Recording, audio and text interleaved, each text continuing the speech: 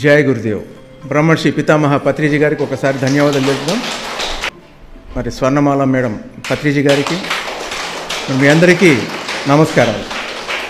ఆర్థిక ధర్మం, ధర్మం శరణం గచ్చామి నుండి మనం ఇప్పుడు ఆర్థిక ధర్మాన్ని తీసుకుంటున్నాం. ఇప్పుడు ఇంతవరకు చెప్పిందంతా కూడా ఈ పుస్తకంలో నుంచి మ్యాటరే మనం చెప్పుకున్నాం. ఇది పత్రిగారు నాకు ఇచ్చిన అవకాశంగా భావించి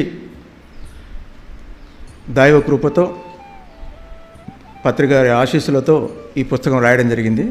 సో ఈ ఆర్థిక ధర్మం 8వది. ఇది ఆర్థికం అంటే డబ్బు, సంపాదన. బిచ్చగాడికైనా భాగ్యవంతుడికైనా ఒకానొక అవసరం ధనం. దైవ కార్యాలు చేయాలన్నా, దానవ కృత్యాలు సలపాలన్నా అవసరం ధనం. దానవ కృత్యాలంటే దానవుడంటే రాక్షస కృత్యాలు. నిత్య అవసరాలకు నిమిత్తంగా ధర్మంగా ధనాన్ని ఆర్జించడమే ఆర్థిక ధర్మము. ఎందుకంటే ఆర్థికము ప్లస్ ధర్మము, ధర్మ అర్థ కామ మోక్షాల్లో ఇది ఇంపార్టెంట్. ఇది ఓకే. సో జనరల్గా ఏమనుకుంటుంటారంటే ధనం మూలం మిదం జగత్ అంటుంటారు. అంటే ఈ జగత్తుకు మూలం డబ్బు అని. జగత్తు అంటే ప్రపంచం. పుట్టినప్పటి నుంచి చనిపోయేంత వరకు డబ్బు కావాలి. పుడుతున్నప్పుడు డబ్బు కావాలి, చనిపోతున్నప్పుడు డబ్బు కావాలి. సో ముందు కాలం అయితే పుడుతున్నప్పుడు డబ్బు అవసరం లేదు. ఇప్పుడైతే ఈ కాలంలో డబ్బు కావాలా. సో ప్రెగ్నెంట్ అయినప్పటి నుంచి ఇంకా డెలివరీ టైంలో అంతా డబ్బే కావాలి. డబ్బే డబ్బు. చనిపోతున్నప్పుడు డబ్బు కావాలి. తిండికి, బట్టకు, చదువులకు, వినోదాలకు, రోగ నివారణకు, పెళ్ళిళ్ళకు, తద్దినాలకు, మొక్కుబళ్లకు, కోరికలకు, గొప్పలు చెప్పుకోవడానికి అంత డబ్బు కావాలి. దైవ కార్యాలు చేయాలన్నా, దానవ కృత్యాలు సలపాలన్నా డబ్బు కావాలి. అందానికి మెరుగులు దిద్దుకోవాలన్నా డబ్బు కావాలి. అందలాలు ఎక్కాలన్నా డబ్బు కావాలి. ఒకరిని పడగొట్టాలన్నా, ఒకరిని నిలబెట్టాలన్నా డబ్బు కావాలి. దేవాలయాలు కట్టాలన్నా, సమాధులు తవ్వాలన్నా డబ్బు కావాలి. ప్రతి దానికి డబ్బు కావాలి. ప్రతి ఒక్కరికి డబ్బు కావాలి. సో డబ్బు లేని జీవితం ఊహించలేం. అంతకంటే చావే న్యాయం అనిపిస్తుంది. డబ్బుతో మన అవసరాలు అంతగా ముడిపడిపోయాయి. అవసరాలు కూడా ఉన్నాయి కదా. మనకు ప్రతిరోజు దాదాపు 60,000 ఆలోచనలు వస్తుంటాయి. దాంట్లో 3 భాగాలంతా కూడా డబ్బు గురించే ఉంటుంది. కొందరికి 60,000 ఆలోచనలు డబ్బుతోనే ఉంటాయి. వాళ్ళకి డబ్బు మాట తప్ప వేరే వినపడదు. కొందరు ప్రధాన్ని డబ్బుతోనే కొలుస్తారు. కొందరు కేవలం డబ్బు కోసమే డబ్బున్న వాళ్ళతో స్నేహం చేస్తారు. కొందరు డబ్బు కోసం ఏమైనా చేస్తారు. అక్కడ ధర్మ అధర్మ ఉచ్చ నీచాలు అవన్నీ ఏమి ఉండవు. కొందరు డబ్బు కోసం దేన్నైనా వదులుకుంటారు. కొందరికి సర్వం కలిదం డబ్బు, సర్వం కలిదం బ్రహ్మ అన్న దాన్ని తీసేసి మొత్తం డబ్బుమయమే. మరికొందరికి డబ్బు అన్నది ఒకానొక అవసరం మాత్రమే. కొందరికి డబ్బుతో పనే లేదు. ఈ విధంగా డబ్బు అవసరాలను దృష్టిలో పెట్టుకుంటే ప్రపంచ జనాభాని 3 వర్గాలుగా విభజించవచ్చు. 3 రకాలుగా. ఏవి డబ్బుతో గురించి మాత్రమే మనం అంటే ఆర్థిక ధర్మంలో మనం ఉన్నాం కాబట్టి దాని గురించే మాట్లాడుకుంటాం. డబ్బే ప్రాణంగా జీవించేవాళ్ళు నంబర్ 1. నంబర్ 2 నిత్య అవసరాల కోసం సంపాదించేవాళ్ళు. నంబర్ 3 డబ్బుతో పని లేని వాళ్ళు. డబ్బుతో పని లేని వాళ్ళు కూడా ఉంటారా అంటే ఉంటారు. అది కూడా తెలుసుకుందాం. డబ్బే ప్రాణంగా జీవించే వాళ్ళ గురించి ఫస్ట్ తెలుసుకుందాం. డబ్బు లేని నాడు దమ్మిడికి కూడా కొరగాడు. డబ్బు ఉంటే కొండ మీద కోతైనా వస్తుంది. డబ్బు ఉంటే ఏదైనా సరే నిమిషాల్లో చకచక జరిగిపోతుంది. డబ్బును పుట్టిస్తుంది. డబ్బు ఉంటే మనుషులను ఆడించవచ్చు, శాసించవచ్చు, ప్రభుత్వాలను దించవచ్చు, ప్రభుత్వాలను ఏర్పాటు చేయవచ్చు. అంతెందుకు ఏమి కావాలంటే అది చేయొచ్చు అని డబ్బే ప్రాణంగా జీవించే వాళ్ళు అంటుంటారు, అనుకుంటారు కూడా. ఒకడు మెల్లిమెల్లిగా కడుపు కాలు కట్టుకొని 10 కూడబెట్టి ఒక 1000 రూపాయలు దాచుకున్నాడు. ఇంకొక 9,000 కూడబెడితే 10,000 అవుతుంది అనుకొని దానికి కష్టపడి ఇంకో 9,000 జత చేసి 10,000 చేసేసి అబ్బా అని మురిసిపోతాడు. ఆ మురిసిపోవడం ఎంతసేపు 10,000 అయ్యేంత వరకే. ఇంకా అక్కడితో తృప్తి లేదు. ఎట్లయినా సరే దీన్ని ఇంకా 90,000 కూడేస్తే 1,00,000 అవుతుంది కదా, ఇంకా హ్యాపీగా ఉండొచ్చు, హాయిగా ఉండొచ్చు అనుకుంటాడు. అదంతే, అది ఉండనివ్వదు అట్లా. సో దాన్ని మళ్ళీ బ్యాంకులో వేస్తే 2 అవుతుంది, దానికి వడ్డీకి ఇస్తే ఇంత అవుతుంది. ఇలా సాగుతూ పోతుంటాయి ఎంతసేపు ఉన్న వాళ్ళ ఆలోచనలు.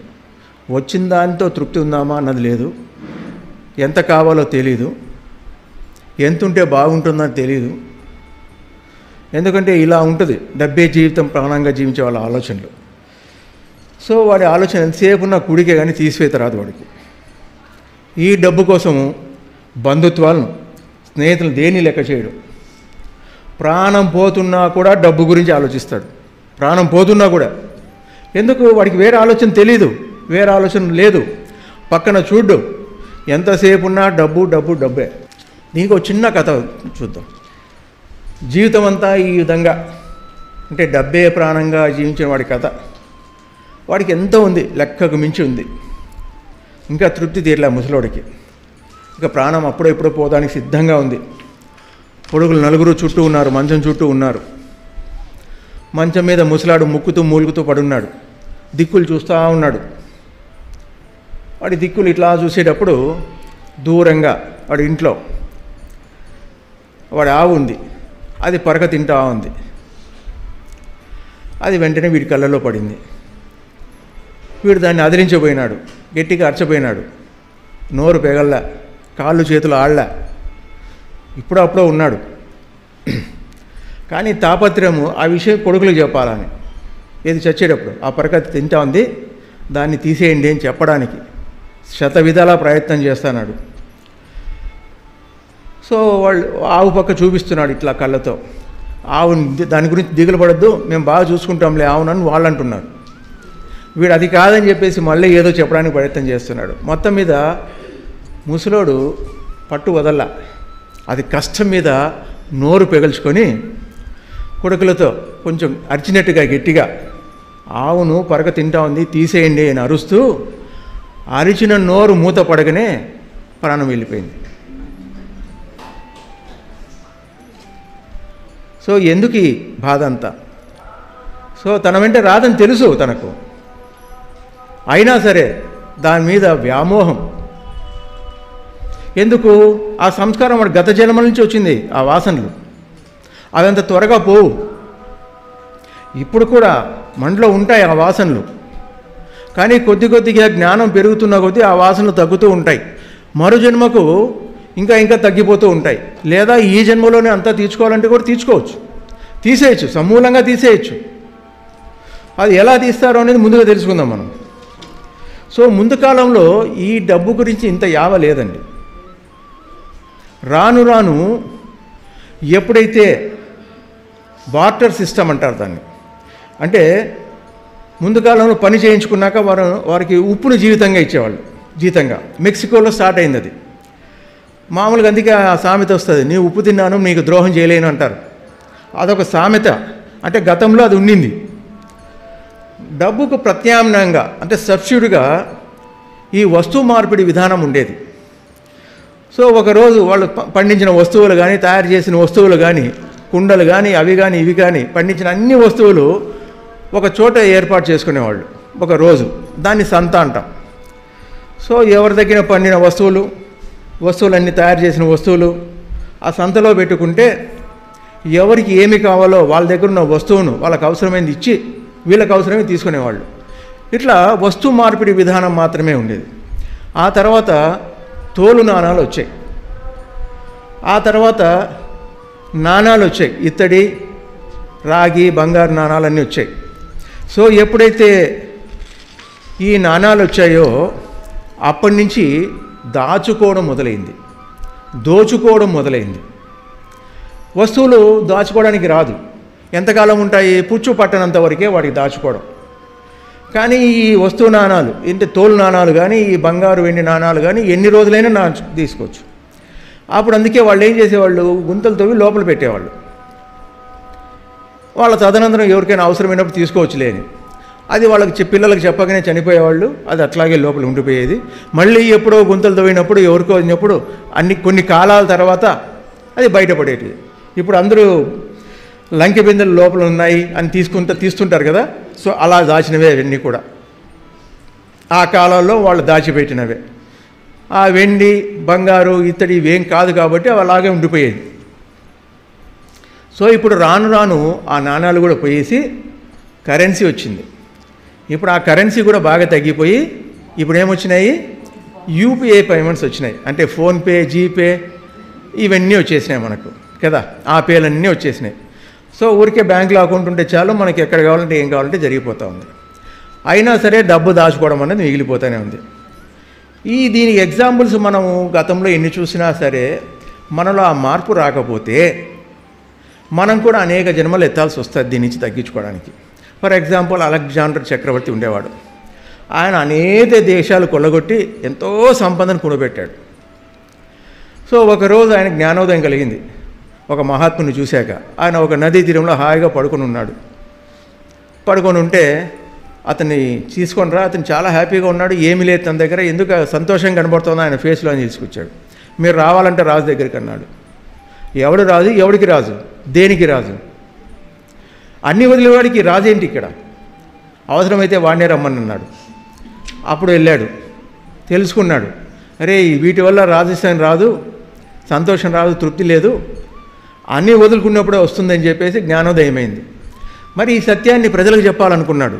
తను ఏదైతే తప్పు చేశాడో ఆ తప్పు ప్రజలు చేయకూడదనే ఉద్దేశంతో తను చనిపోయినప్పుడు అవసాన కాలం దగ్గరకు వచ్చింది. చెప్పారు వైద్యులంతా, ఇంకా దగ్గరలో ఉన్నావు వెళ్ళిపోతావని. సరే ఆయన అందరినీ పిలిచి ఒక కోరిక కోరాడు. నేను చనిపోయిన తర్వాత నా శవపేటికలకు ఈ పక్క ఆ పక్క 2 రంధ్రాలు చేయండి, నా చేతులను బయటే పెట్టండి అని చెప్పేసి ఆయన కోరాడు. సో ఎందుకు కోరాడు? నేనేమీ తీసుకెళ్ళడం లేదు అని చెప్పడానికి, ప్రజలకు ఒక సందేశంగా ఇవ్వాలనుకున్నాడు ఆఖరణ. అది ఇచ్చాడు. సో ఈ సత్యం మనకు తెలుసు, అయినా సరే మన ఆలోచన విధానం మారుకోకుంటే మాత్రము డబ్బే జీవితంగా ఏ విధంగా దానికోసమే ప్రాణం పెడుతున్నామో అది మన వెంట రాదు. మన వెంట ఏది వస్తుంది అంటే మనం చేసిన పాపపుణ్యాలు, మనం పొందిన జ్ఞానాలు, ఈ 3 మన వెంట వస్తాయి. ఇంకా మిగతా ఏది రాదు, ఈ డబ్బు రాదు. కానీ దీనికోసం నువ్వు చేసిన తప్పు కానీ ఒప్పు కానీ దానికి సంబంధించిన ఫలితం అయితే వస్తుంది. సో అటువంటి స్థితిలో మనం ఉండకూడదు అన్నది మనం ఎప్పుడు నేర్చుకోవాలి. ఇప్పుడు చాలామంది వాడికి ఏం రా 7 తరాలకు సంపాదించిందో పెట్టాడు, అయినా సరే ఇంకా వస్తున్నాడు, డబ్బు డబ్బు డబ్బు అంటాడు, లంచాలు తీసుకుంటాడు, అది చేస్తాడు, ఏదైనా పని చేసేటంటే ఏమిస్తావు నాకు అంటాడు, 10 తరాలకు కావాల్సినంత ఉంది కదా ఇంకెందుకు అంటాడు. సో ఇక్కడ బుద్ధుడు చెప్తున్నాడు, పుత్రాయే సంతి ధనం ఏస్తి ఇతి భావతో విహస్యతే ఆత్మాహి ఆత్మనో నాస్తి కుతః పుత్రం కుతో ధనం. అంటే నా కొడుకులున్నారు, ధనం ఉంది అనే ఆసక్తి ఉన్న అజ్ఞానులు ఎన్ని రకాలుగా బాధపడుతున్నారు. తనకు తానే లేనప్పుడు ఇక కొడుకులు ధనం ఎక్కడిది, అది ఎట్లా అవుతుంది తనది అని చెప్తున్నాడు బుద్ధుడు. తాను శాశ్వతం కానప్పుడు తాను సంపాదించిన డబ్బు శాశ్వతమా? తన భార్య బిడ్డలు శాశ్వతమా? భర్త శాశ్వతమా? కాదని తెలిసి ఎందుకు తాపత్రయము, ఎంపట్లాట. తన ముందే తనని కన్నవాళ్ళు పోవడం చూశాడు, తాను కూడా ఎప్పుడో ఒకసారి పోతాడని తనకు తెలుసు. డబ్బు ఉంటే చాలు అనుకుంటే డబ్బుతో పాటు భయాన్ని, దుఃఖాన్ని కూడా భరించాల్సి వస్తుంది, అసంతృప్తితో పోవాల్సి ఉంటుంది. సో మనిషి ఇక్కడ ఈ మనిషి తప్ప ఇతర జీవులన్నీ కూడా తృప్తిగానే జీవిస్తున్నాయి, ఒక మనిషి తప్ప. ఎందుకంటే అవన్నీ జీవించడానికి, తమ శరీరాలను నిలుపుకోవడానికి అవసరమైతే ఏమైతే ఉన్నాయో అవి దొరికితే చాలు, వాటికి అవి తిని తృప్తిగా ఉంటాయి. కానీ మనిషి శరీరపరంగా దాని అవసరాల విషయంగా ఒక హద్దు ఉంది, ఆ హద్దును పాటిస్తూ ఉన్నాడు. అంటే దప్పికైనప్పుడు తగినంత నీళ్లు తాగడం, అక్కడ తృప్తి అవుతుంది. ఆకలి అయినప్పుడు కొంత భోంచేయడం, అక్కడికి తృప్తి అయిపోతుంది. ఇంకా తిను అంటే నాకు చాలు అనేస్తాడు, అక్కడ తృప్తి కలుగుతుంది. నిద్ర బాగా నిద్రపోయినాం అనుకోండి, పగలు నిద్రపోమన్నా నిద్రపోలేము ఇంకా. సో అక్కడ తృప్తి ఉంది, అంటే ఆహారం మీద తృప్తి ఉంది, అవసరాల మీద కొద్దిగా తృప్తి ఉంది. కానీ తృప్తి లేకుండా ఎక్కడ పోతున్నాడంటే మనసు మీద అదుపు లేదు. ఎప్పుడైతే ఈ అదుపు లేదో, ఒక కోరిక పుట్టిందంటే ఆ కోరిక తీరేటప్పుడు 100 కోరికలు మనసులోకి వస్తూ ఉన్నాయి. దీనికి ఓషో కథ చెప్పాడు. ఓషో అంటే అందరికీ తెలుసుకోనండి, ఓషో రజనీష్ అంటారు ఆయన. ఒక భిక్షగాడు రాజభవనం ముందు నిలబడి భిక్ష వేయమని కోరాడు. అది చూశాడు రాజు. మామూలుగా రాజులు వాళ్ళు వచ్చి వేయరు కదా, ఎందుకో ఆ రోజు తనే భిక్ష వేయాలనుకున్నాడు. ఎందుకు అనిపించిందో తెలియదు. సరే, ఆయన కిందికి దిగాడు. ఏం కావాలని అడిగాడు. వాడికి అవసరమైంది ఇద్దాంలేని. ఏమి ఇచ్చినా పర్వాలేదు అన్నాడు వాడు. కానీ ఒక్క చిన్న కోరిక, ఈ పాత్ర నిండే వరకు మీరు వేయండి అన్నాడు. ఇంత ఉంది పాత్ర, అది నిండే వరకు మీరు వేయండి అన్నాడు. మీ ఇష్టం ఏమైనా వేయచ్చు అన్నాడు. రాదు కదా. సో ఆకుకూరలు, కాయగూరలు, అన్నము పెడితే బాగుండదు కదా. సో దాని తగ్గ అర్హత తగ్గట్టుగా వేయాలి కదా. సరే, భటును పిలిచాడు. వీడికి మనులు ఇవ్వండి, మాణిక్యాలు ఇవ్వండి, అది ఎంత పడితే అంత ఇచ్చేయండి అన్నాడు. ఓకే అన్నాడు. వాళ్ళు తెచ్చారు. రాజు దాంట్లో వేసాడు నిండలా. ఇంకా తెప్పించాడు, బంగారు నాణాలు తెప్పించాడు, హారాలు అన్నీ తెప్పించాడు. నిండలేదు అది. ఎంత వేస్తుంటే అంత పోతోంది. ఈయనకు ఆశ్చర్యం వేసింది రాజుకు. ఇంతకు దాన్ని ఏ విధంగా తయారు చేశారు అని అడిగాడు. దేంతో తయారు చేశాడు అని. మహారాజా, ఇది మనిషి పుర్రె అన్నాడు. ఇది మనిషి పుర్రె. సో పుర్రె వచ్చినా సరే, చచ్చిపోయినా సరే, ఆ కోరికలు తీరక ఎంత వేస్తే అంత తింటూ ఉంటుంది ఇది. సో అలాగా మన జీవితం, చనిపోయిన తర్వాత కూడా ఇంకా కోరికలతోనే ఉంటాం.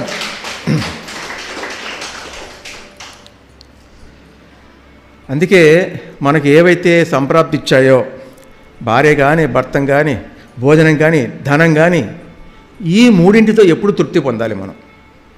ఎప్పుడైతే ఈ మూడింటితో తృప్తి పొందాక ఇంకా మిగతా దాంట్లో కొన్ని విషయాల్లో తృప్తి పడకూడదు. ఏ విషయము ఇక్కడ తృప్తి పడాల్సిన ఏంటి? భర్త, భార్య, ధనము, ఆహారం. ఏదొస్తే అది నీ దగ్గరికి. నాకు ఈ భర్త బాగాలేదండి, మార్చడానికి అవుతుందంటే కాదు. ఆల్రెడీ తీసుకొని వచ్చావు. లేదంటే నెక్స్ట్ ఆల్టర్నేటివ్ ఏంటంటే విడాకులు ఉన్నాయి. విడాకులు అయిన తర్వాత నెక్స్ట్ జన్మల్లో కూడా ఇది స్టార్ట్ అవుతుంది. ఎక్కడైతే ఏమైతే జరిగాయో, ఎక్కడైతే ఆపామో, నెక్స్ట్ జన్మలో అదే కంటిన్యూ అవుతుంది.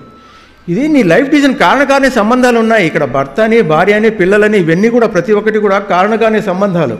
ఇదేదో మధ్యలో తెంచుకుంటానో, బలవంతంగా తెంచుకుంటుంటే తెంచుకో, కానీ మళ్ళీ దాన్ని నేర్చుకునేంత వరకు నువ్వు కంటిన్యూ చేయాల్సిందే. సో ఏ దాంట్లో విషయం తృప్తిగా ఉండకూడదు అంటే వేదాధ్యయనము, జపము లేదా ధ్యానము, దానము, ఈ మూడింటి విషయాల్లో ఇక చేసింది చాలు అనుకోకూడదు.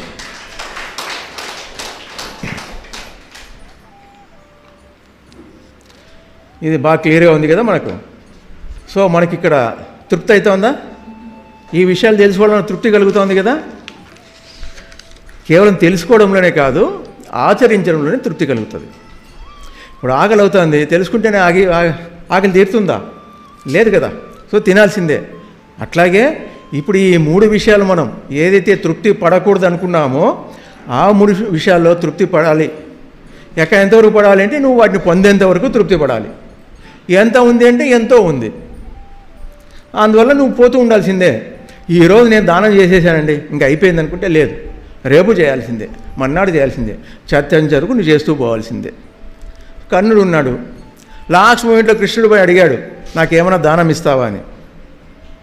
సో లోపల బంగారు పన్ను ఉంది, పగలగొట్టి తీసిచ్చాడు. అంటే చచ్చే మూమెంట్లో కూడా ఏముందని ఆలోచించాడు. తన దగ్గర ఏమీ లేదు కదా, ఇప్పుడు నువ్వు వచ్చావు నన్ను అడుగుతున్నా, ఏమి ఇవ్వాలి నీకు అన్నాడు. నీ ఇష్టం ఏది ఇస్తే అది తీసుకుంటాన్నాడు. గుర్తొచ్చింది, ఆ పన్ను తీసిచ్చేశాడు, బంగారు పన్ను. అట్లా లాస్ట్ వరకు కూడా ఆవు పరక తింటా ఉంది, దాన్ని తీసేయని అనకుండా మనకు ఏదైతే ఉందో ఎంత ఇవ్వగలుగుతామో, ఇబ్బంది లేకుండా, సంసారానికి ఇబ్బంది లేకుండా, సంఘానికి ఇబ్బంది లేకుండా, మనకు ఇబ్బంది లేకుండా, పోయేవాడికి మనకేం ఇబ్బంది, ఇచ్చేసిపోతే అయిపోయింది కదా. లేదు, అప్పటికి కూడా మనకు మమకారం ఉంటుంది, అప్పటికి కూడా మమకారం ఉంటుంది.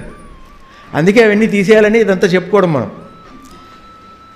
సో దుఃఖం ఎప్పుడు కూడా, ధనం ఎప్పుడు కూడా దుఃఖహేతువే. అర్థం అనర్థం భావయ నిత్యం, నాసి తత సుఖలేశ సత్యం, పుత్రాదపి ధనభాజాం భీతి, సర్వత్రైష విహితారీతి.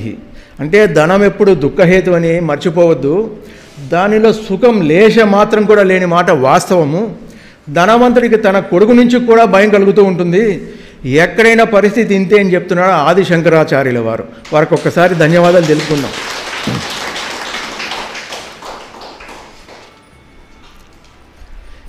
ఈ డబ్బు అవసరమైతే ఒక్కొక్కసారి మనము ఎదుటివాడి అవసరాన్ని అవకాశంగా తీసుకుంటుంటాం.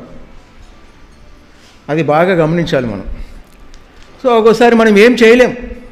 వాడు మనకు మన అవసరాన్ని అవకాశంగా తీసుకుంటున్నాడని తెలిసి కూడా మనం ఏమి చేయలేక తప్పనిసరిగా ఇవ్వాల్సిన పరిస్థితి వస్తుంది. ఇప్పుడు ఒక ముసిరావిడ రైలు నుంచి సామాన్తో కిందికి దిగింది, ప్లాట్ఫామ్ మీద ఉంది, బయటికి పోవాలి. సో కూలివాడిని పిలిచింది. సో ఆ కూలివాడు ఏం చేశాడు, ఈ ముసలావిడ ఎట్లా తిరిగి ఆమెకు అవసరమే కదా అని చెప్పేసి వాడు ఏం చేశాడు, 100 రూపాయలు అడగాల్సిన చోట 500 అడిగాడు. సో అక్కడ ఏంటి, అక్కడ అవసరాన్ని అవకాశంగా తీసుకోవడం. సో ఆవిడ ఇచ్చింది, వేరే మార్గం లేదు తనకు. లేదా తనైనా సరే ఎంత మోయగలిగితే అంతే తీసుకురావాలి. కానీ ఇక్కడ ఏంటి, ఆ ముసలావిడ బిడ్డింటికి పోతోంది, మనవాళ్ళు మనవరాళ్ళు ఉంటారు, వాళ్ళకి అవి ఇవి చేసుకొని వచ్చింది, ఇంత అయింది. పక్కనోడు ఎందుకు సహాయం చేస్తాడు, ఎన్నిసార్లు సహాయం చేస్తాడు, వాడి బరువు వాడికి ఉంటుంది కదా. ఆ ఎవరో ఒకరు ఏదో ఒక సహాయం చేస్తారని చాలామంది అట్లాగే శక్తికి మించిన భారాన్ని తీసుకొస్తుంటారు. మళ్ళీ లాస్ట్లో అడుగుతుంటారు, అన్న అయ్యా కొంచెం పక్కకి పెట్టు, తీసుకుపెట్టు, ఇవన్నీ ఎందుకు తీసుకురావాలి, నీ శక్తి నీకు తెలీదా. అక్కడ నీ యొక్క మమకారం అవతల వాడికి అవకాశంగా మారింది. సో అడిగాడు, ఇచ్చాడు. సో వాడైనా ఏంటి, కొంత లగేజ్ ఉన్నప్పుడు 100 బదులు 150 తీసుకోవచ్చు. లగేజ్ ఎక్కువ ఉందమ్మా, కొంచెం ఇవ్వాల్సి వస్తుంది, నేను కష్టపడాలి, లేదంటే ఇంకో ఫ్రెండ్ని పిలుచుకోవాలి, అందువల్ల మీరు ఎక్కువైనట్టు ఇవ్వచ్చు. కానీ అంత ఉండదు. వాడికి అవసరం ఉంటుంది, ఏదో ఇంట్లో ఎదురు అవకాశం వచ్చింది, అవసరం తీరిపోతుంది, వేసే అంటాడు. అది ఇంటికి వెళ్ళాక నీకు ఆ అవసరం తీరిపోలేదు, అంతకు 2 అవుతుంది. ఎందుకు, ఇక్కడ ధర్మంగా నువ్వు తీసుకోలేదు, ఇతరుల అవసరాన్ని అవకాశంగా తీసుకున్నావు. అందుకే వ్యాపారంలో కానీ ఎక్కడైనా సరే, ఎక్కడ కూడా నీ అవకాశం వస్తే అవకాశం సహాయం చేయాలి. లేదా వాళ్ళ అవసరానికి తగ్గట్టుగా నువ్వు ఏదో చేయడం మొదలు పెడితే మాత్రము తప్పదు తిప్పలు. అట్లాగే నీ దగ్గర ఒక సరుకు ఉంది, అది ఒరిజినల్ అని చెప్తున్నావు, అది డూప్లికేట్, ఫేక్, చూడ్డానికి అంతా అట్లే ఉంటుంది. చాలా మాల్స్లో అట్లాగే జరుగుతూ ఉంటుంది, బాగా గమనించుకోవాలి.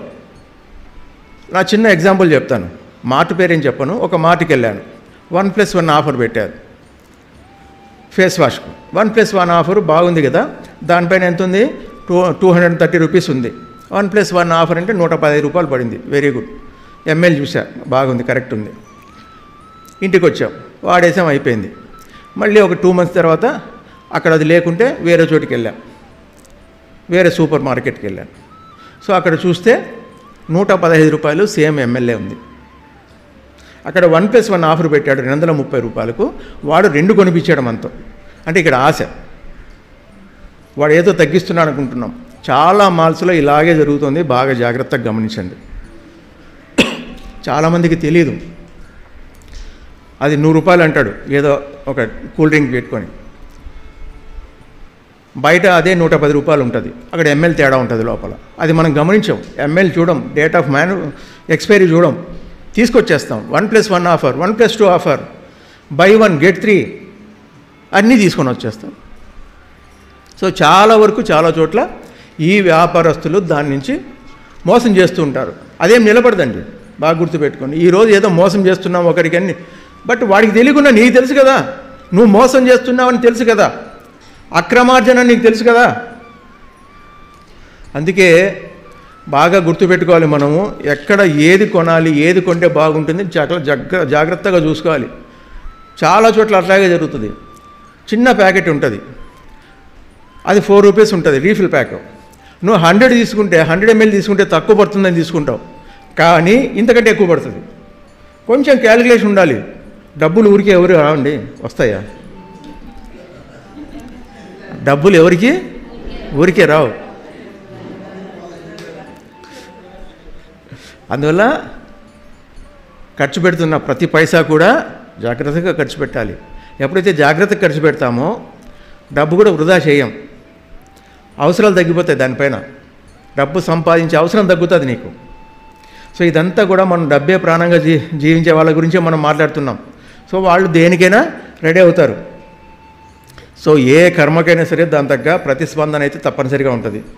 పనికి తగ్గ ఫలితం, పనికి ప్రత్యక్ష ఫలం అయితే కొన్ని పరోక్ష ఫలితాలు ఉంటాయి. ఇప్పుడు ఒక వస్తువును అమ్మేశాం, డబ్బు వచ్చింది, సో దాంట్లో వచ్చిన లాభమే లాభం, అది ప్రత్యక్ష ఫలితం. సో దాన్ని అమ్మిన విధానాన్ని బట్టి నీకు పరోక్ష ఫలితం ఉంటుంది. అంటే అది మోసం చేస్తున్నావా, 1000 కేజీ ఉండాల్సింది 900 గ్రాములు పెడుతున్నావా అనేది మనం చూసుకోవాలి.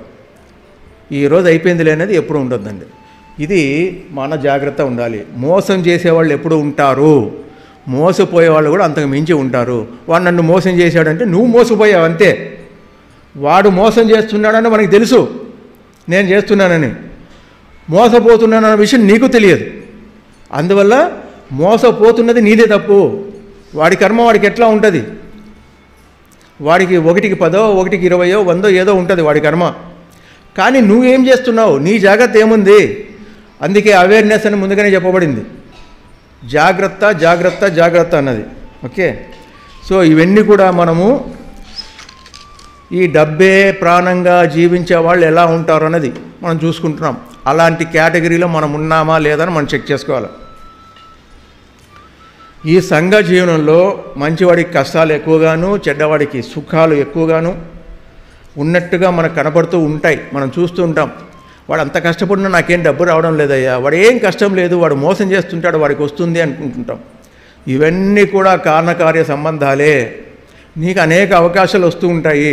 అక్కడ నువ్వేమన్నా మారుతావా లేదా, వచ్చిన అవకాశాన్ని కరెక్ట్గా ఉపయోగించుకుంటున్నావా లేదా అని నీకు అర్థం అవ్వాలి. వచ్చింది కదా, చిక్కింది కదా, వేద్దాం అనుకున్నావు అనుకో, నష్టపోతావు నువ్వు. ఓకే, ఇదంతా కూడా మాయే. సో ఎందుకోసమనే ఇంత కష్టపడుతున్నావు అంటే, ఎందుకేమిటి, నన్ను నమ్ముకున్న వాళ్ళు చాలామంది ఉంటారు. అంటే భార్య ఉంటుంది, భర్త ఉంటారు, కూతుళ్ళు ఉంటారు, తండ్రి ఉంటుంది, తల్లి ఉంటాడు, ఎంతోమంది ఉన్నారా నన్ను నమ్ముకొని, వాళ్ళ కోసం ఇదంతా చేస్తున్నాను అంటూ గొప్పగా చెప్తాడు. నేను ఎంతన్నా కష్టమైనా పడతానులే, నాకు వాళ్ళ కోసం చేస్తున్నా అంటాడు. సో ఇలాంటి వాళ్ళ కోసమే శంకరాచార్యులు ఒక చక్కటి శ్లోకం చెప్పారు. మాకురు ధనజన యౌవన గర్వం హరతి నిమేషిత్ కాల సర్వం మాయామయ మిథిలం భూత్వా మాయామయ మిథమఖిలం భూత్వా బ్రహ్మపదంత్వం ప్రవిశ విదిత్వా. అంటే నీకింత ధనమున్నదని, నీకింత జనులు ఉన్నారని, నీకు చక్కటి యవ్వనమున్నదని, కాలం నిమిషంలో సర్వాన్ని హరించి వేస్తుంది.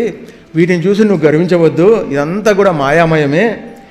ఈ విషయం సదా జ్ఞప్తికలో ఉంచుకోవడమే బ్రహ్మపదంలో ప్రవేశించడం అంటే అని చెప్పేసి ఆయన చాలా చక్కగా ఈ విలువలంతా గుర్తు చేసుకొని ఆయన, లేకపోతే నువ్వు ఇట్లాగే మాయలో పడిపోతూ ఉంటావు.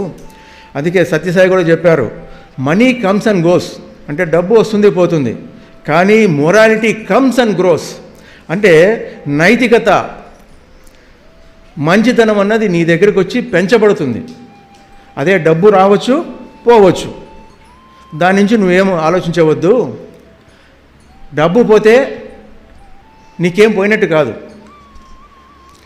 భార్య పిల్లలు భర్త తల్లిదండ్రి పోతే కొంత పోయినట్టు, కానీ నీ క్యారెక్టర్ పోతే మొత్తం పోయినట్టే అంటాడు. Money loss nothing loss, relation loss something loss, but character loss everything loss. So ఇది చాలా చాలా ఇంపార్టెంట్. అందుకే శీలం చాలా చాలా ఇంపార్టెంట్. శీలం అంటే మన సినిమాల్లో చూపించే శీలం కాదు. శౌచం, సంతోషం, స్వాధ్యాయం, ఈశ్వర ప్రణిధానం, ఇవంతా కూడా శీలాలే.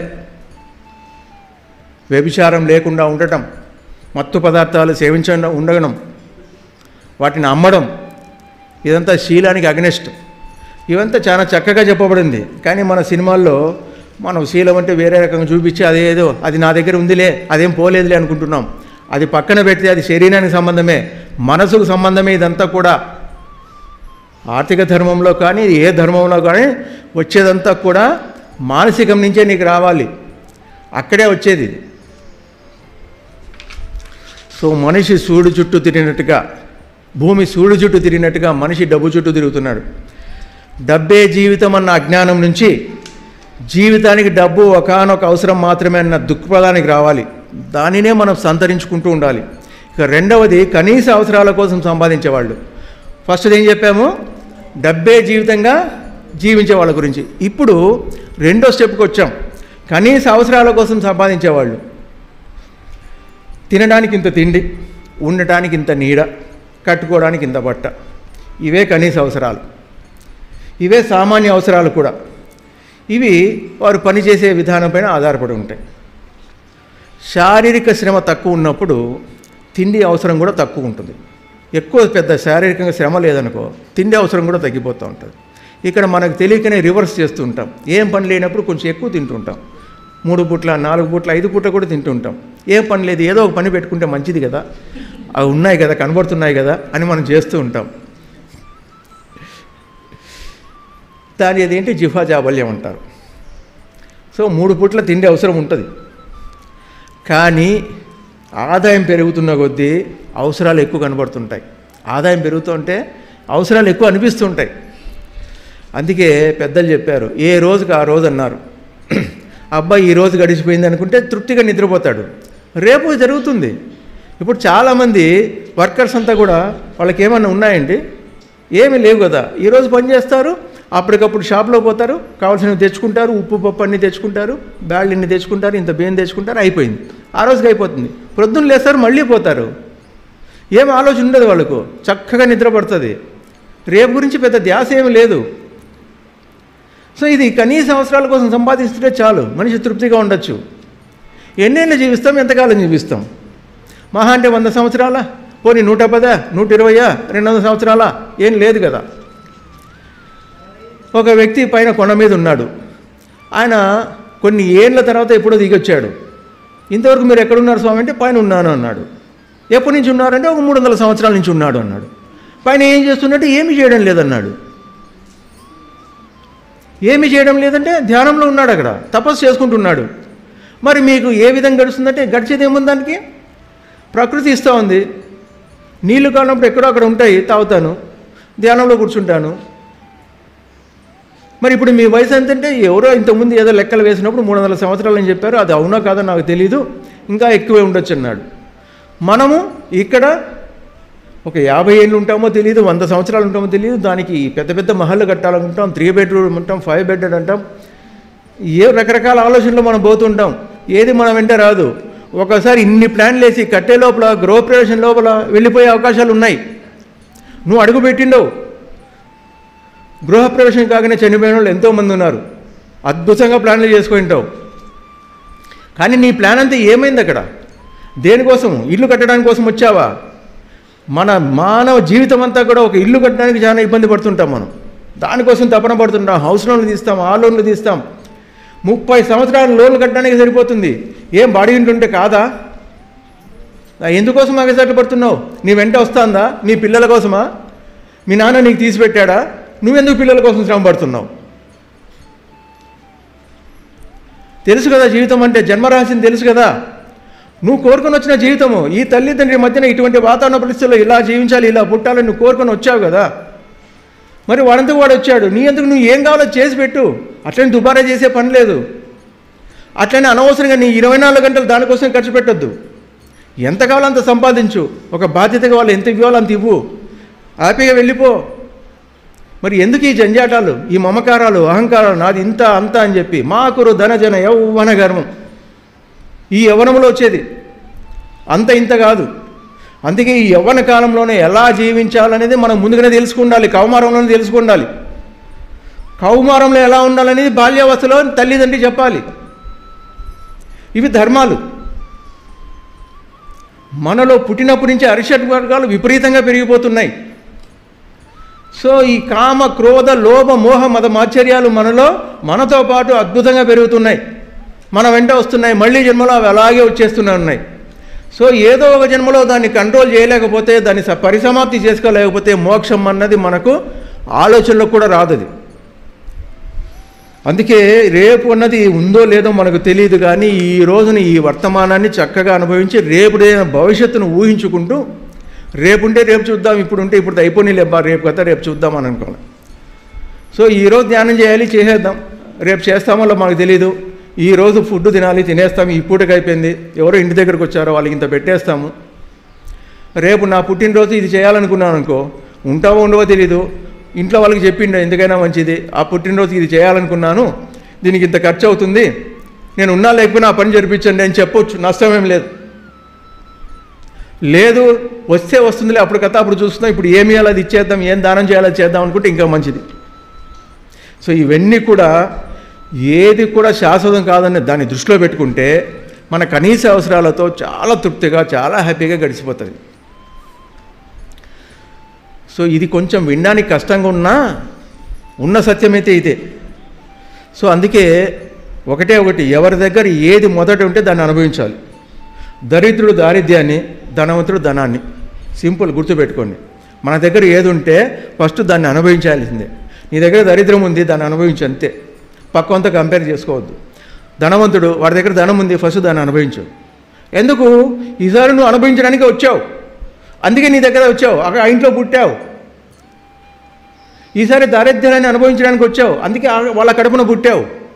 సో ఆ సత్యం నీకు తెలియాలి. నీకు తెలియకపోతే పక్క వాళ్ళు చెప్పాలి, శాస్త్రం చెప్పాలి, గురువు చెప్పాలి.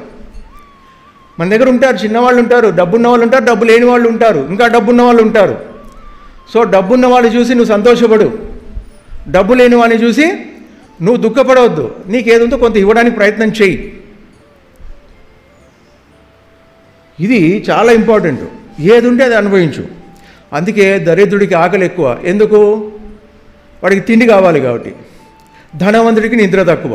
దీన్ని ఎవరేం కొట్టేస్తాడో, ఎవరేం అడుగుతారో, దొంగలు కొట్టేస్తారో, కూతుర్లు కొట్టేస్తారో, పిల్లలు కొట్టేస్తారో, భార్య కొట్టేస్తారో, ఏం చేస్తారో, దొంగల పాలు చేస్తారో, ట్యాక్సులు కట్టాలి, అవి కట్టాలి, ఇవి కట్టాలని రకరకాలుగా వాడికి నిద్ర ఉండదు. ఉన్నదాన్ని చూసుకుంటూ ఉంటాడు, డాక్యుమెంట్లు ఉంటాయి, చూస్తూ ఉంటాడు. ఒక 100 ఎకరాలు ఉంటుంది, 10 చోట్ల రకరకాల స్థలాలు ఉంటాయి, ఇంట్లో డబ్బులు ఉంటుంది, బ్యాంకులో డబ్బులు ఉంటుంది, అన్నీ చూసుకుంటుంటాడు, పాస్బుక్లు చూస్తాడు, డాక్యుమెంట్లు చూస్తుంటాడు, అన్నీ చూసుకుంటాడు. ఏం చేస్తావు? అది నీకు ఎంత కావాలి? ఉండడానికి నీడ. కట్టుకో, చిన్నదో పెద్దదో, నీకు డబ్బు ఉంది కట్టుకో, పెద్దది నష్టంలా. బట్ ఇది నాది అనుకోవద్దు. ఏదైతే నీ దగ్గర ఉందో, నీ అవసరాన్ని మించి ఏదైనా నీ దగ్గర ఉందో, నువ్వు రక్షకుడు మాత్రమే, నువ్వు దాన్ని భక్షించలేవు.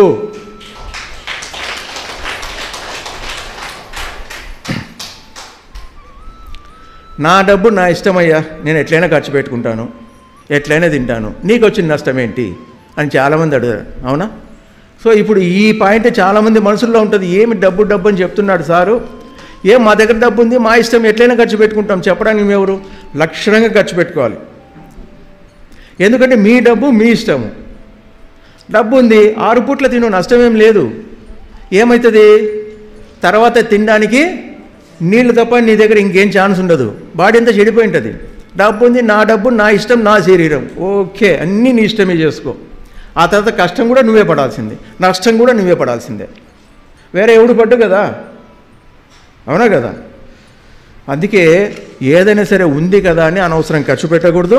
అట్లనే అనవసరంగా తినడానికి కూడా దాచిపెట్టుకొని అది తినకుండా పొదుపు చేయవద్దు. ఎంత పొదుపు చేయాలో అంత చెయ్యి, ఎంత తినాలో అంత తిను, ఇతరులకు ఎంత పెట్టాలో అంత పెడుతూ ఉండు.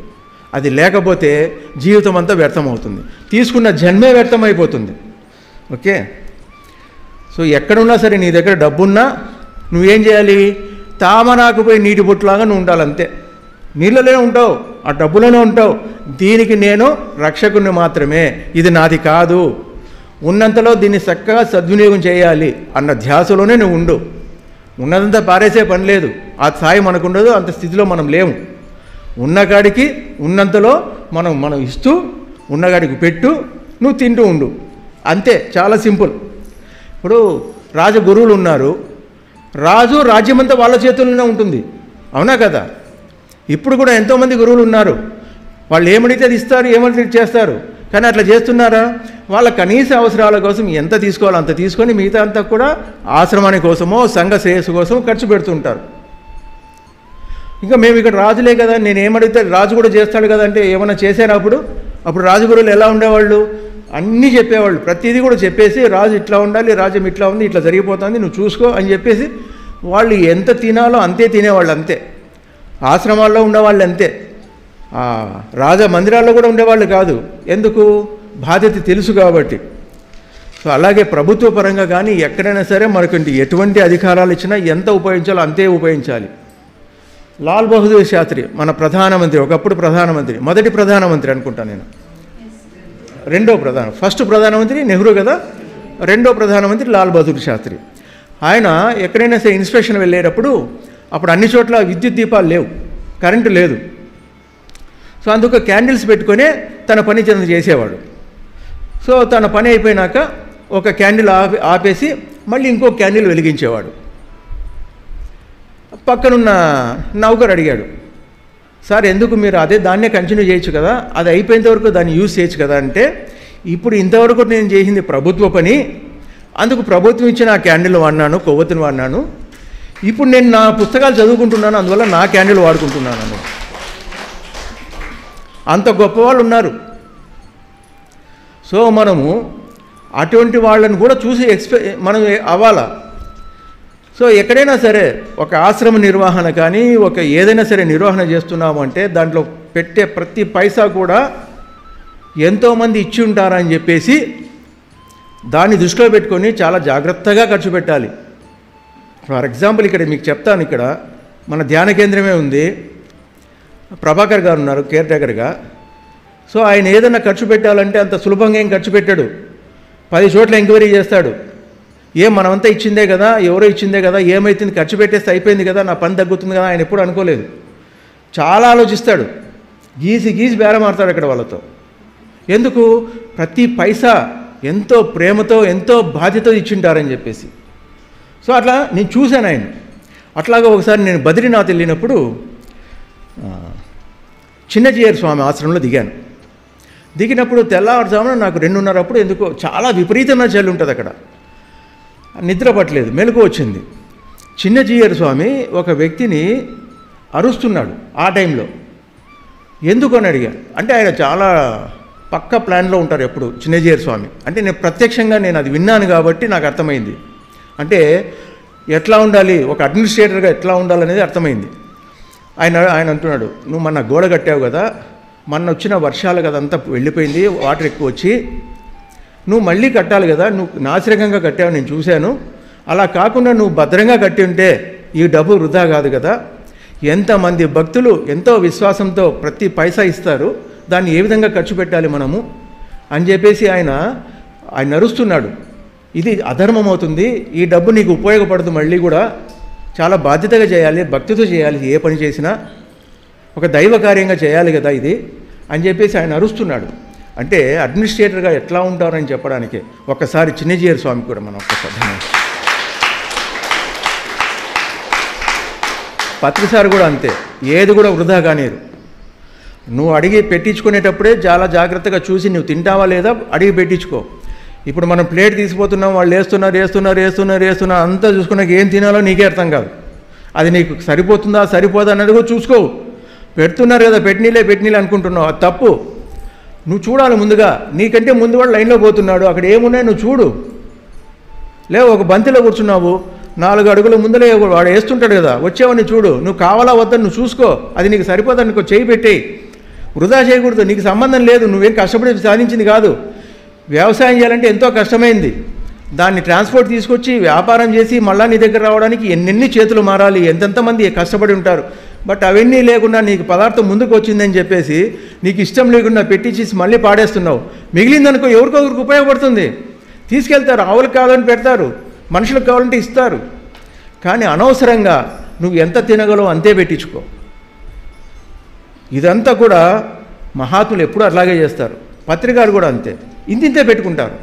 అది తిన్న తర్వాత కావాలంటే 4 సార్లు పిలుస్తారు, వాళ్ళు 4 సార్లు పెట్టించుకుంటారు తప్పితే ఒక్కసారి ఇంత పెట్టుకొని దాన్ని వృధా చేయరు, అట్లని కడుపులోకి ఎక్కువ వేసేది లేదు.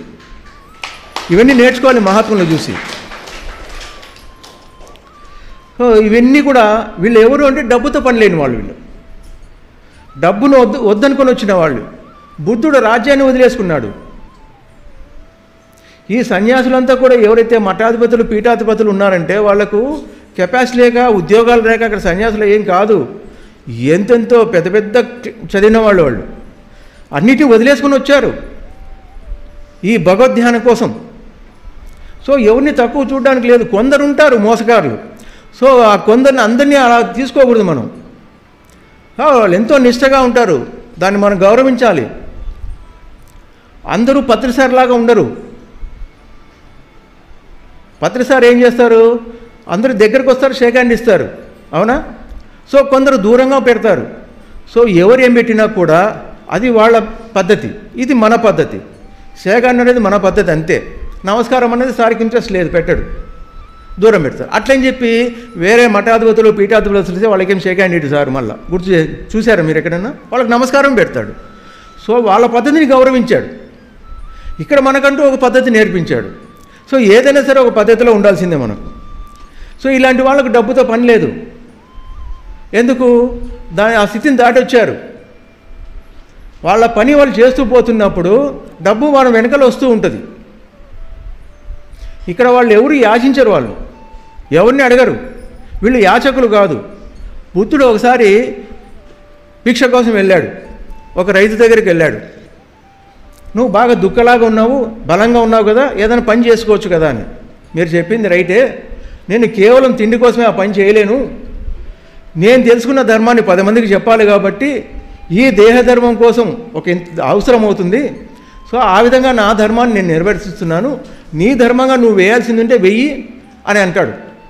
సో అలాగా ఈరోజు వీళ్ళంతా మఠాధిపతులు పీఠాధిపతులు పత్రికారు కానీ ఎవరైనా కానీ మన దగ్గరికి వస్తున్నారు, దేనికన్నా వస్తున్నారు, అయ్యా దీనికి సహాయం చేయండి అంటే మనం వీలైతే సహాయం చేస్తూ పోవాలి. ఏమండి ఎప్పుడు ఎవరో ఒకరు వస్తుంటారు కదా, సహాయం చేయాలి, ఎట్లా చేస్తాము, డబ్బే లేదన్నారు కదా అన్న పాయింట్ వద్దు. అక్కడ వస్తుంటారు, నేను వచ్చినట్టు నీకు తెలియదు, నువ్వు వచ్చినట్టు నాకు తెలియదు, బట్ అందరూ ఒక ధర్మకార్యం కోసం అనేక రకాలుగా చేస్తూ ఉంటారు. దానికి వీలైతే మనం సహాయం చేయాలి. వీల్లేదనుకో, వీళ్ళున్న ఎవరైతే ఇస్తారో వాళ్ళని చూపించు. అక్కడ కాలేదనుకో, సరే అండి ఈసారి అవకాశం ఉంటే నేను ప్రయత్నం చేస్తాను అని ప్రయత్నం చేయొచ్చు. అర్థమవుతుందా? సో అవసరం కేవలం మన దగ్గర రిసీట్ బుక్లు వచ్చినారంటే వాళ్ళు ఏదో తింటున్నారన్న భావంతో మనం ఉండకూడదు. వాళ్ళ ధర్మ సంస్థాపన కోసం వాళ్ళు వస్తూ ఉంటారు. నీకు చేతనైంది నువ్వు చెయ్యి అంతే. నీకు చేత కాలేదా చెడు భావన ద్వేష భావన పెట్టుకోవద్దు. అక్కడ ఎప్పుడు ఇంతేలే వస్తుంటారన్న భావన తీసే. నీకు ఎంత వీలైతే అంత ఇవ్వు. 10 రూపాయలు వీలైందా 10 రూపాయలు ఇవ్వు. అది తక్కువ ఎక్కువ అని భావించవద్దు. ఇవ్వాలనుకున్నా ఇచ్చేయి. ముందు రోజు ఇచ్చానండి, ఇప్పుడు నా దగ్గర లేదు, మంచిది, నెక్స్ట్ రేపు ఎవరో వస్తారు, అప్పుడు ఉందే ఇవ్వు. ఇచ్చినందుకు సంతోషపడవద్దు, ఈయనందుకు దుఃఖపడవద్దు. కేవలం మనం ఇచ్చిన దాంతో అక్కడ ఏదో జరిగిపోతుందని బాధ లేదు. ఏదైనా సరే ఇది మన విచక్షణ, మన బుద్ధిని ఆధారపడి అన్నీ జరుగుతూ ఉంటాయి. సో అందుకే ప్రతి ఒక్కరికి డబ్బుతో అవసరం ఉందని భావించే పని లేదు. ఆయన ఉద్యోగాన్ని వదిలేశాడు పత్రికారు, మరి ఊర్లో బట్టి వచ్చారు. మరి లాస్ట్ వరకు కూడా ఆయనతో డబ్బు అవసరం రాలి. ఆయనకు వేరే వాళ్ళకి అవసరమైంది అది చెప్పారు, కానీ ఆయనకైతే అవసరం రాల. వచ్చిన చోట వాళ్ళు ఏం పెడితే తిన్నాడు. పోయేటప్పుడు బస్సు ఎక్కిస్తే బస్సుతో, ఎవరు ఛార్జీ ఇప్పిస్తే వాళ్ళు ఎక్కాడు, వెళ్ళిపోయాడు, ఊరు చేరుతాడు. ఇంట్లో సరుకులు ఉంటే తింటాడో, లేదంటే ఊరికే ఉన్నారు. ఏదో చిన్నగా పెన్షన్ వస్తుంది అంతే ఆయనకు. అయినా ఏ రోజు డబ్బు లేదని బాధపడలేదు. డబ్బులను చూసి వాళ్ళకి ఏదో గౌరవ మర్యాదలు ఎక్కువనే ఆలోచన రాలేదు. ఎందుకు? స్థితప్రజ్ఞత్వం. సత్యం తెలుసుకున్న వాళ్ళు ఎప్పుడు అట్లాగే ఉంటారు. అవునండి.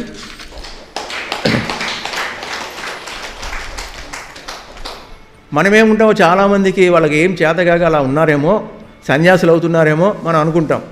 కానీ కొన్ని ధర్మాలు ఎట్లా ఉంటాయంటే, కొందరు గురువులు చెప్తారు నువ్వు యాచనలోనే బతకాలి 1 సంవత్సరం 2 ఏళ్ళు 3 ఏళ్ళు అంటారు. అట్లా కాశీలో ఎంతోమంది గురువులు ఉన్నారు, వాళ్ళ శిష్యులు ఎంతో గొప్పవాళ్ళు ఉంటారు. నువ్వు యాచన మీదే బతకాలని చెప్పేస్తారు వాళ్ళకు. సో వాళ్ళు అన్నీ వదిలేసి, అన్నీ ఉంటాయి అన్నీ వదిలేస్తారు. అన్నీ వదిలేసి ఆ గుడిమెట్ల దగ్గర కట్ల దగ్గర కూర్చొని ఉంటారు, అడుక్కుంటుంటారు. వేస్తే తీసుకుంటారు, లేతే లేదు. పోనీ అక్కడ దొంగ వాళ్ళు కూడా ఉంటారు. దొంగలు కూడా ఏమీ అన్ని చేతనే కూడా చేయకుండా ఊరికే ఉన్నవాళ్ళు, యాచన మీద ఉన్నవాళ్ళు కూడా ఉంటారు. కొందరు కర్మ సంబంధం మీద కూడా యాచన చేస్తూ పోతుంటారు. అది కొన్ని పరిస్థితుల్లో వాళ్ళకి అవసరమై ఉంటుంది. అది అంతే.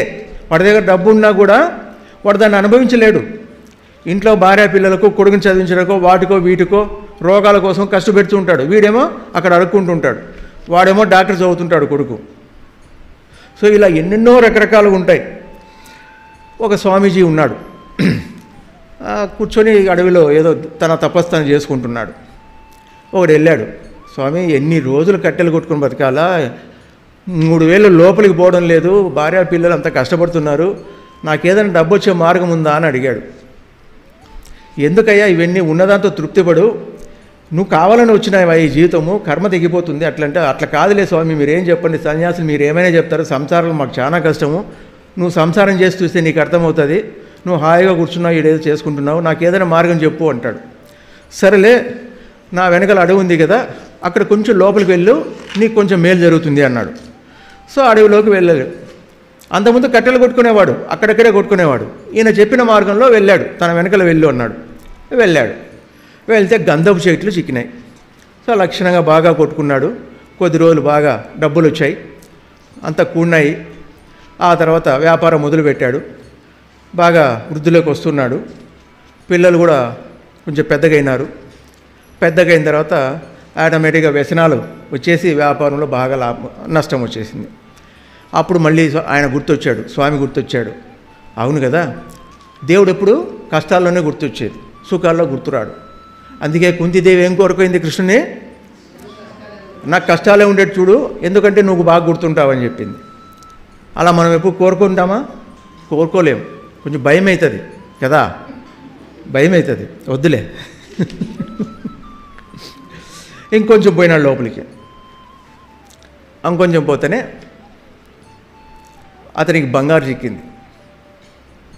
బంగారు చిక్కితే మళ్ళీ వచ్చాడు, మళ్ళీ వ్యాపారం చేశాడు, బాగా ధనవంతుడయ్యాడు. కానీ అప్పుడు కొద్దిగా గుర్తుపెట్టుకున్నాడు, ఇదంతా నేను ఇంత ధనం సంపాదించడానికి కారణం ఎవరు? ఆ స్వామి కదా, ఆయనకు కూడా అర్ధ భాగం తీసిపెట్టాలి అంటే కొంత ధర్మం వచ్చింది. ఎందుకు? కొంచెం అనుభవం వచ్చింది. ఎంతున్నా కొడుకులు నాశనం చేస్తున్నారు, అది నాశనం అయిపోతుంది, దొంగలు పట్టుకుపోతున్నారు. సో ఎంతో కొంత ఏదైనా సరే ఉన్నదంతా ఆయన సగం ఇవ్వాలనుకున్నాడు. తీసుకెళ్ళాడు, మొత్తంగా రథాల్లో తీసుకెళ్ళాడు. తీసుకెళ్ళి స్వామి ఇది మీకే అన్నాడు. నాకెందుకయ్యా అన్నాడు. ఇది మీ భాగమే అన్నాడు. నా భాగం ఎట్లయింది అన్నాడు. మీరు చెప్తేనే కదా లోపలికి వెళ్ళి అంత బంగారు నాణాలు వచ్చాయి, అంత వ్యాపారం చేశాను, ఇంత వచ్చింది, అందువల్ల సగం వాటా మీదే అన్నాడు. నాకు వద్దయ్యా బాబు, ఇదంతా నువ్వే తీసుకో, నువ్వే దాన ధర్మాలు చేసుకో అని చెప్పేశాడు. ఆ తర్వాత మళ్ళా వెళ్ళాడు. సో ఆయనకు మనిషి తృప్తి కలగడం లేదు, రోగాలు వచ్చేసాయి. స్వామి నాకెందుకు ఇంత చెప్పినా ఇంత చేసినా నాకైతే తృప్తి కలగడం లేదు, ఏదో మార్గం చెప్పానంటే అన్నీ వదిలేసేయి, నీకు ఆటోమేటిక్గా తృప్తి వస్తుందన్నాడు. అవన్నీ తెలుసు, నాకు వెనకాల గంధపు చెట్లు ఉన్నాయని తెలుసు, బంగారు ఉందని తెలుసు, వజ్రాలు ఉన్నాయని తెలుసు, కానీ వాటిని నా వెనకలే పెట్టాను కాబట్టి ఈరోజు నేను సుఖంగా శాంతిగా ఉన్నాను. సో ఆ పని నువ్వు చెయ్యి, నువ్వు కూడా సుఖంగా శాంతిగా ఉంటావు, నా పక్కన రా కూర్చో అని చెప్పాడు.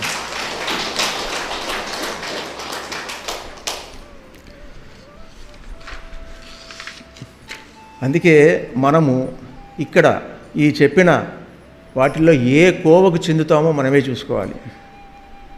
ఏమండి, అర్థమైందా?